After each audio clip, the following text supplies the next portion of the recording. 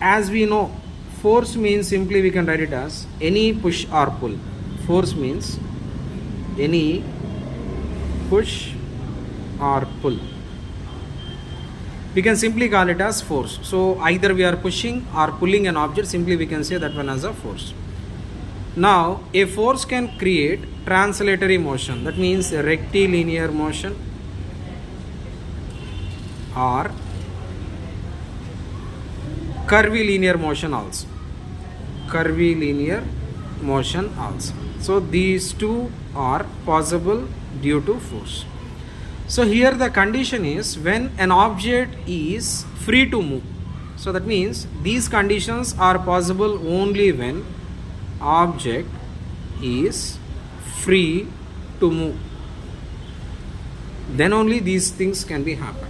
So whereas if an object is fixed, if an object is fixed, then if you apply a force, automatically that object will comes into rotational motion. Rotational motion. So that means the capacity or the capability of a force which is used to create a circular motion, simply we can say it as moment of force, or else we can say the same thing as torque. So moment of force, or we can say this one as torque. So from this what we can write, torque is equal to force multiplied by perpendicular distance. So force into perpendicular distance is called torque. Now the units of torque are Newton meter, or else we can say dyne centimeter. So these are the units. SI units are Newton meter and CGS units are dyne centimeter. Right. So I will give you a simple clarification for this one. Just consider your car steering wheel. Car steering wheel. So the steering wheel is fixed at a particular point. With respect to this point only, the steering wheel used to rotate, and the axis which is passing through this fixed point is called axis of rotation. I am applying a force like this. This is a force and this is the perpendicular distance. Now force into this perpendicular distance is called torque. Now this steering wheel is rotating like this, which is clearly we can say this one as clockwise rotation, and this torque is called clockwise torque. Whereas if I apply a force here, now this is force to direction, this is perpendicular distance. Now tau 2 is equal to, we can write it as F2 into perpendicular distance. Now rotation is anti-clockwise rotation and torque is considered as anti-clockwise torque. So whenever you have a clockwise torque, just consider that one as negative. Whenever you have anti-clockwise torque, consider that one as positive. So clockwise torque as negative and anti-clockwise direction as, we can take it as positive. So from this what we can say, when more number of forces acting on a body, and if net force is equal to 0, net force is 0, then that situation is called equilibrium. That situation is called equilibrium. So this equilibrium is attained. So we can take a note point here.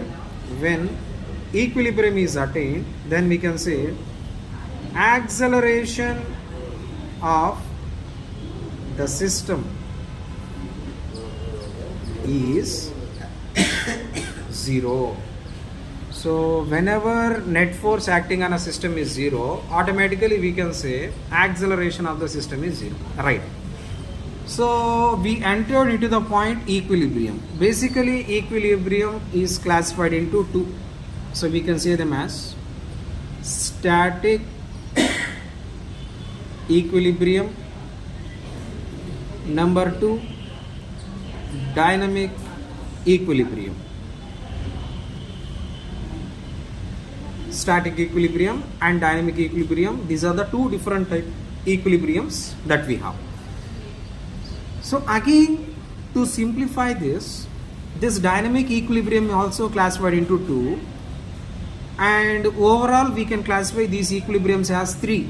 Among these two we can classify further, we can classify them into three. Number 1, stable equilibrium. Number 2, unstable equilibrium.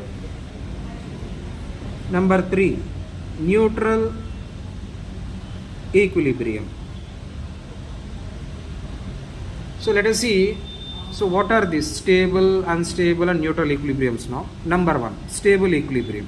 So just consider a concave surface, a bowl which is in concave shape.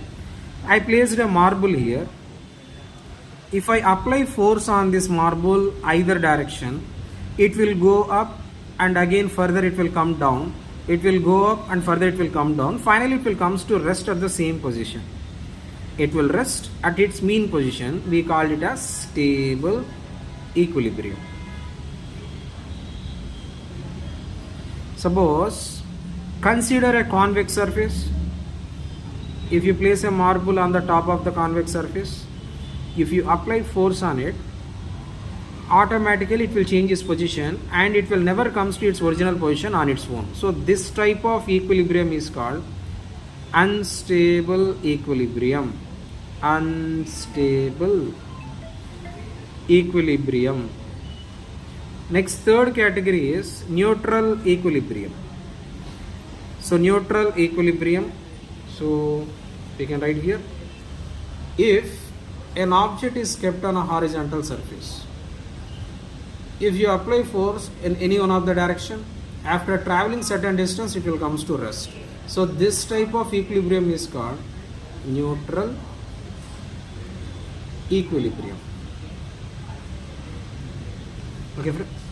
Okay students, so in this what we discussed, what is meant by moment of force and how we call it as a torque, what happens when torque is applied, and what are the details regarding this torque, what are its SI and CGS units, and what are the impacts of this torque, and in our daily life where we can use this torque, what happens when we are using the torque, and what is meant by equilibrium, and what are the basic classification of equilibriums, and how to classify these equilibriums, and how to decide in which equilibrium that object is undergoing. Okay, so thank you so much. We will meet in the next video.